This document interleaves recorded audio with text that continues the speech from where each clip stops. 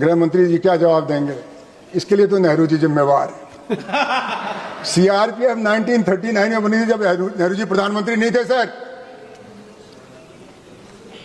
कृपया ये मत कहना कि इसके लिए इंदिरा जी जिम्मेवार है।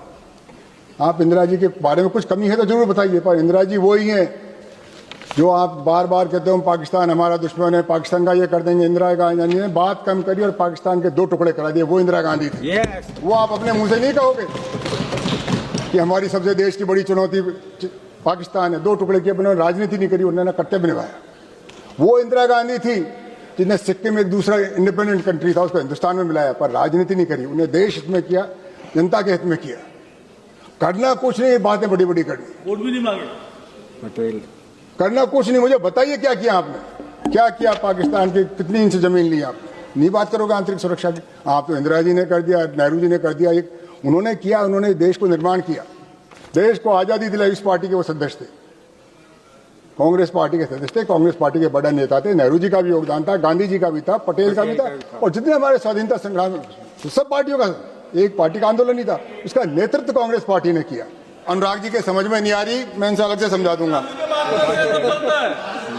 आप उस कुर्सी पे बैठे हुए हो जिसपे सरदार पटेल बैठे थे, वो भी गुजरात से थे, आप भी गुजरात से हो, आप भी गृह मंत्री हो, सब कुछ आप ही हो, सत्ता भी आपके, पर आप तो सर्वशक्तिमान हो सर।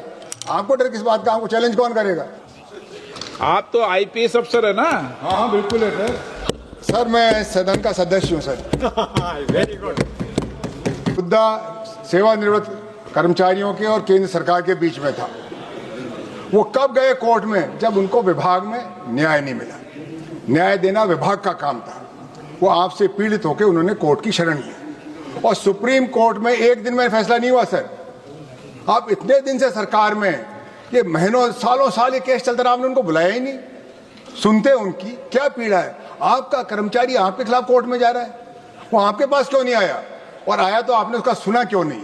तो पहली फेलियर हमारी यहां हुई कि हमने हमारे आदमियों की सुनी नहीं, जबकि हमारी ड्यूटी ये है कि हम अपने कर्मचारियों की पीड़ा सुने, उनकी वेदना सुने। मैं सर 50 साल हो गए मुझे इस सेवा में रहते हुए। 76 में आईपीएस में आया था और 26 में आपके साथ लगातार यही काम कर रहा हूं। अनुराग जी एक दिन भी एक्स नहीं हुआ। मैंने आंतरिक सुरक्षा विभाग में भी काम किया है सर, इस सीआरपीएफ में भी काम किया है। मैं आईजी पर्स था जो इसको डील करता था इस विषय में। सर विषय पे बोलने दीजिए ना, आंतरिक सुरक्षा पे।